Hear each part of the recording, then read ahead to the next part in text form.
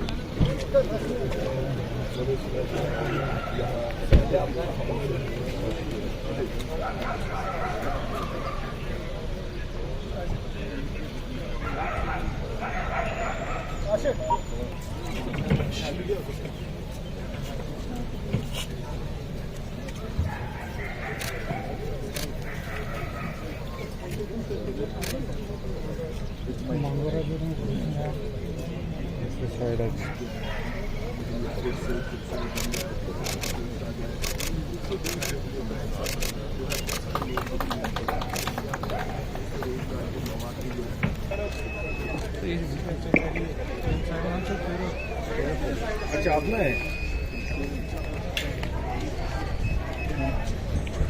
University, a very warm welcome to the celebration of environment. अगर सिर्फ अंधेरे से है, हवा तो बेवजह ही मेरे खिलाफ है। हवा से कह दो कि खुद को आजमा कर दिखा।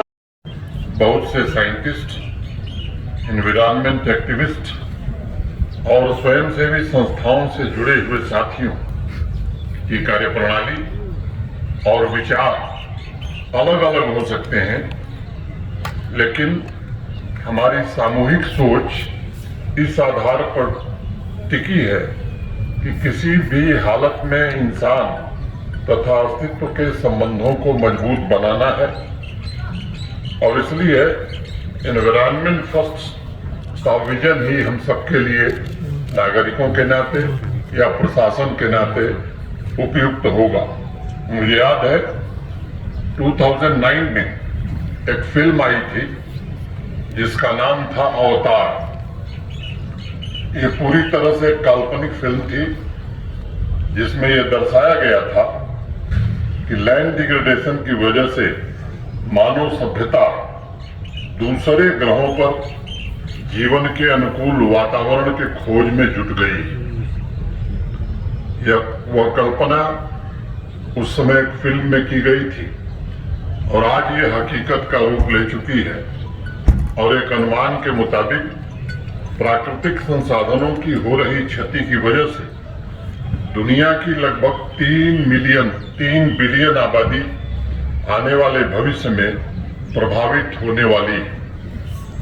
मुझे घटना का स्मरण है 1962 में अमेरिका में एक किताब छपी थी, नाम था उसका द साइलेंट स्प्रिंग।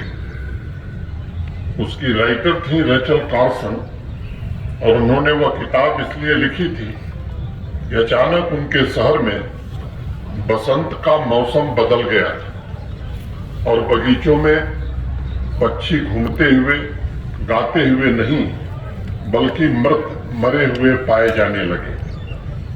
उन्होंने अध्ययन करके निष्कर्ष निकाला कि पेस्टिसाइड के अत्यधिक इस्तेमाल से लैंड का डिग्रेडेशन हो रहा है और उसकी वजह से पूरा इकोसिस्टम भी प्रभावित हो रहा है, जो पक्षियों की मौत का प्रमुख कारण बन रहा है। उन्होंने अपनी किताब में लिखा कि बिना पक्षियों की आवाज के समाज से जीवंतता गायब हो चुकी है।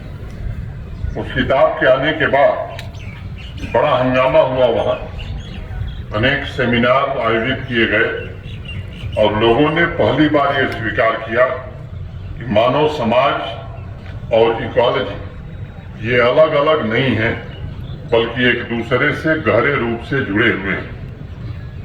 और मुझे लगता है कि जीवन को इंटीग्रेटेड रूप में ही देखा जा सकता है, उसे अलग अलग देखे जाने की संभावना बहुत नगण्य होती है।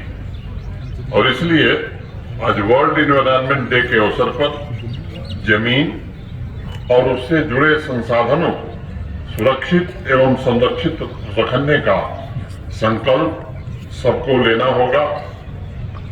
अभी जो बच्चा हम सबके सामने कह रहा था उसने ठीक कहा, ये जो परिवर्तन शब्द है ये प्रथम पुरुष एक वचन का है।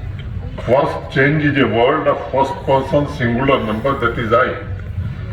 और मैं सभी नागरिकों से अनुरोध करूंगा कि इस प्रयास में एक एक कड़ी जोड़कर तथा प्रकृति के हर एक तत्व को ध्यान में रखकर लैंड रेस्टोरेशन के अभियान को हमें आगे बढ़ाना है और उसमें हर एक व्यक्ति की सक्रिय भागीदारी आवश्यक है।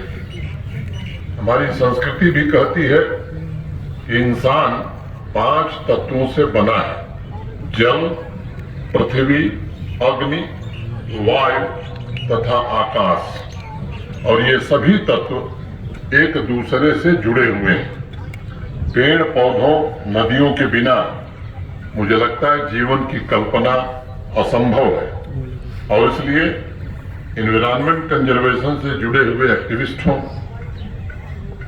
तथा वैज्ञानिक हों या हमारे विद्यार्थी हों, सभी इस बात से सहमत हैं कि बिना संतुलन के इंसान के अस्तित्व के मिटने का खतरा बढ़ता जा रहा है। यूनाइटेड नेशंस के क्लाइमेट चेंज पैनल के मुताबिक अगर अगले 10 साल के भीतर हमने बदलते हुए एनवायरनमेंट तथा बायोडाइवर्सिटी के नुकसान रोकने में सफलता नहीं हासिल की तो ये अपरिवर्तनीय हो जाएगा, इरिवर्सिबल हो जाएगा। यानी एनवायरनमेंट को हो रहे नुकसान को रिवर्स करना असंभव हो जाएगा।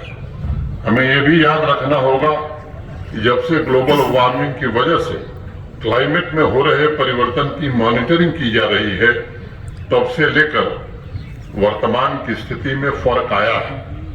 कुछ वर्ष पहले एक रिपोर्ट छपी थी जिसमें साइंटिस्ट के ग्रुप ने लिखा था कि अगर सिर्फ 50 साल के आंकड़े पर ध्यान दिया जाए तो पूरे विश्व में जीवों की प्रजातियों में 70% तक की कमी आई।